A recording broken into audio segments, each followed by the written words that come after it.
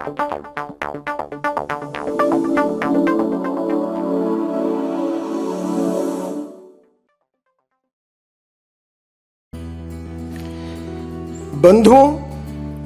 आज का अपना मुहावरा है चादर तान कर सोना। इसका अर्थ होता है निश्चिंत हो जाना।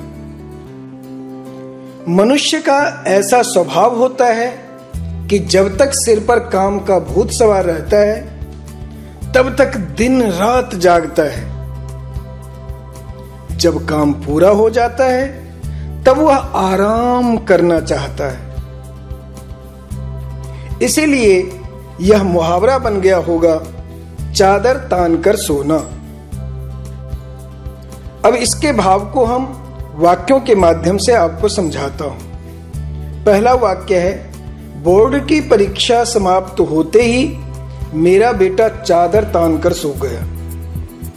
इस वाक्य में निश्चिंत होकर सोने का कारण बोर्ड की परीक्षा खत्म होना है। जब तक परीक्षा रहती है बच्चों का खाना पीना हराम हो जाता है, हर समय पढ़ने का दबाव रहता है। जब परीक्षा खत्म हो जाती है तब वह चैन की सांस ले पाता है और निश्चिंत होकर आराम करना चाहता है।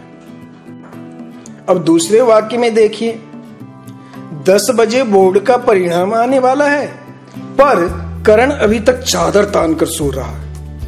इस वाक्य में अलग ही भाव व्यक्त हो रहा है। इस वाक्य में निश्चिंतता का भाव नहीं बल्कि लापरवाही का भाव झलकता है। परीक्षा का परिणाम जब आना होता है तब बच्चे डरे हुए रहते हैं, परेशान रहते हैं, किंतु करण निश्चिंत होकर के सो रहा है बल्कि लापरवाही में सो रहा है। अब तीसरे वाक्य में देखिए,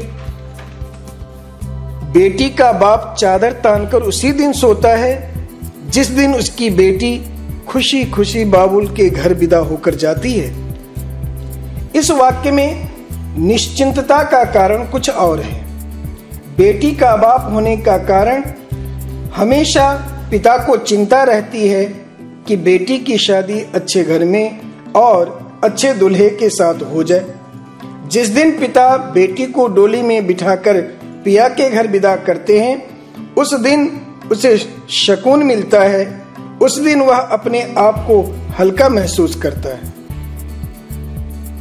चौथे वाक्य में देखिए, चादर तान कर मत सो बच्चू, एक इम्तिहान पास कर लेने से कुछ नहीं होता, जीवन में ऐसे कई इम्तिहान देने पड़ते हैं। देखिए इस वाक्य का भाव।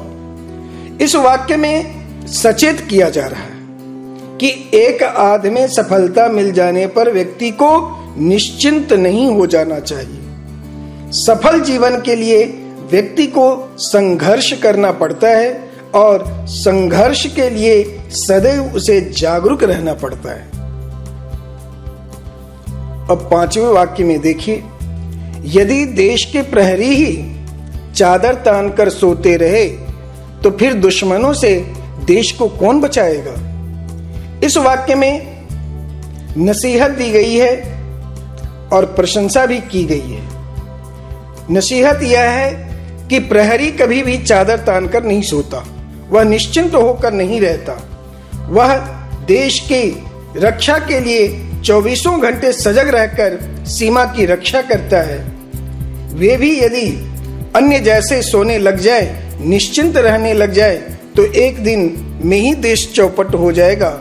इसीलिए प्रहरी को यहाँ पर सजग रहने के लिए कहा गया है। तो मित्रों, आप सबने देखा कि मुहावरे का शाब्दिक अर्थ सब जगह एक ही था, निश्चिंत होना, पर वाक्यों में प्रयोग करने पर अलग अलग भाव झलकने लगे। यह चमत्कार मुहावरे आदि में ही संभव होता है। इसीलिए मुहावरे हमारे जीवन के अभिन्न अंग हैं। एक नए मुहावरे के साथ फिर मिलेंगे, तब तक के लिए धन्यवाद।